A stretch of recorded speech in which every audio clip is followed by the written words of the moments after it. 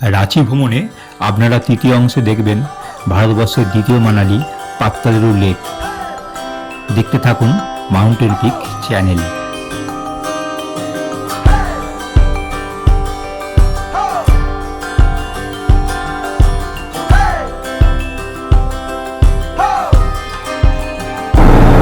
লেখা আছে central institute of রিসার্চে কান্ট্রি রাঁচি। খুব পুরনো এবং বিশাল বড় পাহাড়ি মন্দির। 4:30 সময় তো সিঁড়ি পেরিয়ে উপরে উঠতে হবে। ভগবান শিবের মন্দির আছে।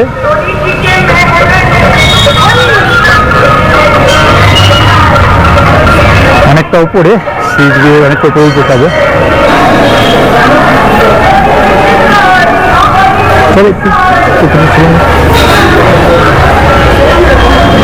দেখুন প্রতিটা জায়গায় ভগবানের মন্দির প্রিয়।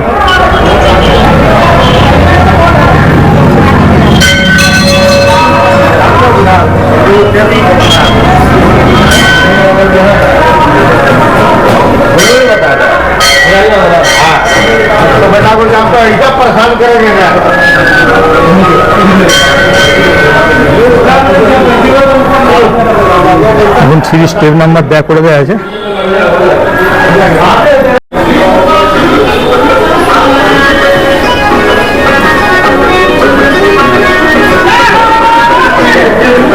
দেখুন 150, 51।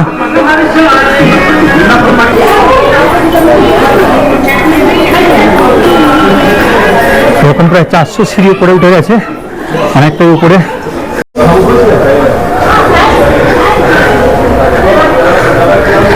এখানে সারা বছরই ভক্তদের সমাগম লেগেই থাকে। খুব প্রাচীন মন্দির।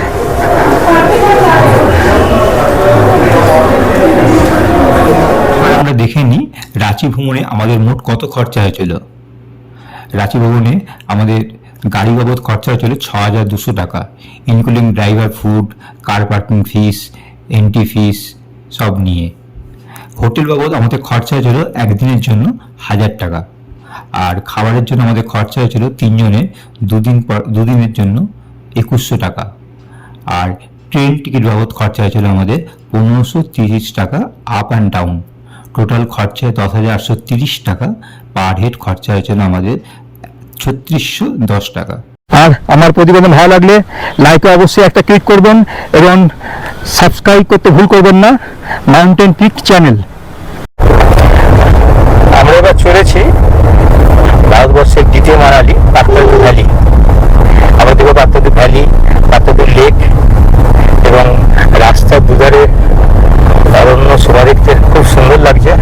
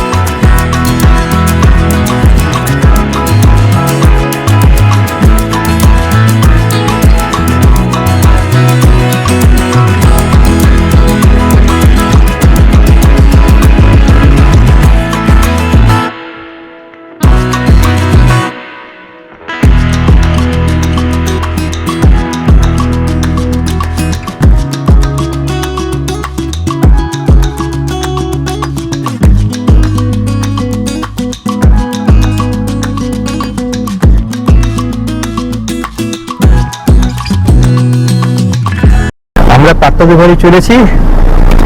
দুদিকে অরণ্যের সমারোহ, বসন্তের নতুন সবুজ পাতা আর বসন্তের পলাশ।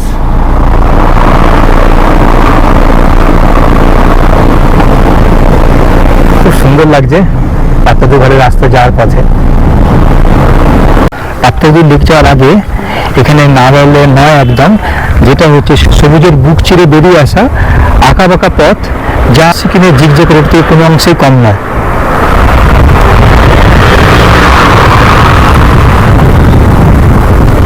পাত্তাদু যাওয়ার আগে অবশ্যই এই জায়গাটা একটু দাঁড়িয়ে যাবেন। পাত্তাদু দেখতে দেখুন, রোডটা দেখুন, পুরো মনে হচ্ছে সিকিমের জুলু যাওয়ার পথে যে রোডটা পড়ে, জিগজ্যাগ রোড।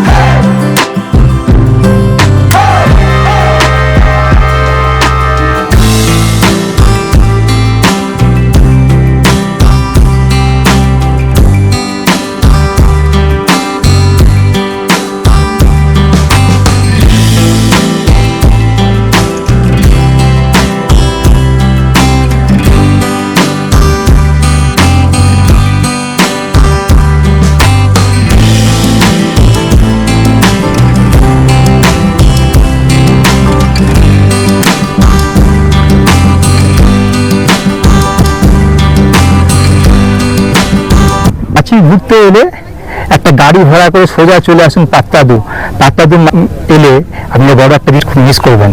পাত্তাদুর প্রাণবিন্দু হলো নালকানি নদী, যার উপর গড়ে উঠেছে এই বাঁধটি, যার পরিকল্পনা করেছেন ভারত বিখ্যাত ইঞ্জিনিয়ার একজন মিস্টার বিশ্বেশ্বরায়। এই বাঁধটি কি সমগ্র রামগড় শহরের পাশাপাশি পাত্তাদুর যে থার্মাল পাওয়ার স্টেশন আছে সেটাকে ওয়াটার সাপ্লাই দেয়, এবং বাঁধটির পাশে বরাবর গড়ে তুলেছে সুন্দর রিসর্ট, যার মনোরম সুন্দর পরিবেশ। এবং পাত্তাদু ভ্যালি রিসর্ট একটা ওখানে আছে, আর একটা ঠিক লেকের মাঝখানটা আছে।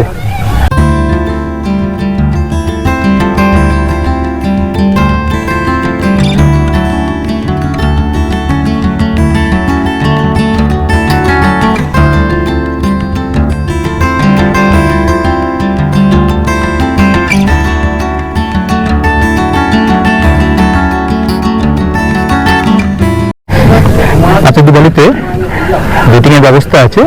একটা হচ্ছে শিকারা, যেটা রেট 600 টাকা, আর একটা হচ্ছে স্পিড বোট, এটাও 5 থেকে 6 জন, এটা হচ্ছে 1000 টাকা করে।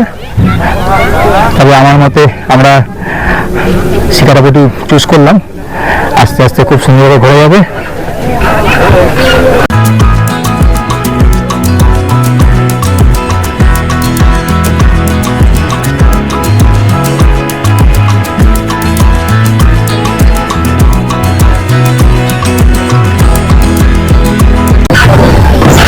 সময় লাগে আস্তে আস্তে ঘুরে, আধ ঘন্টার মতো।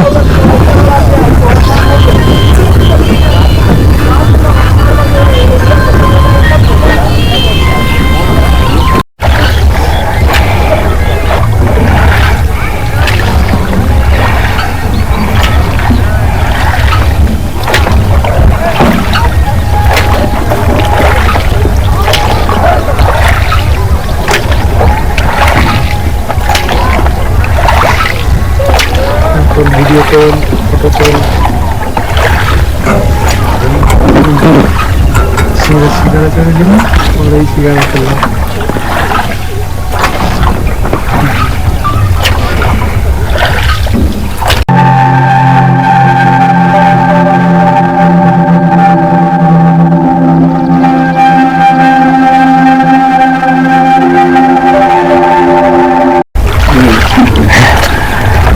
বোটিং হবে।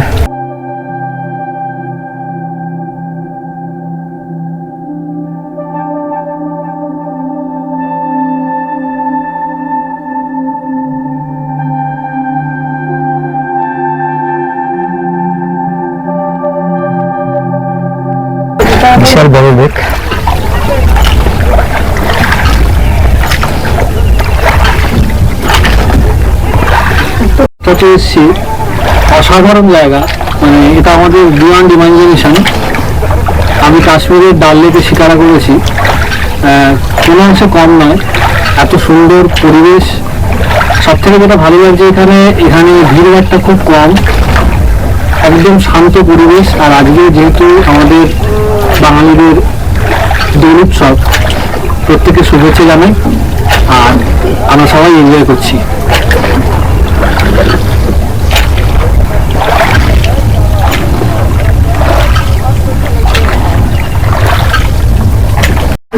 আমরা এখন পাত্রী লেকের বোটিং এ, বোটটা এসে ঠিক লেকের মাঝখানে প্রায় 5 মিনিট দাঁড়ালো, আবার ব্যাক করে যাচ্ছে।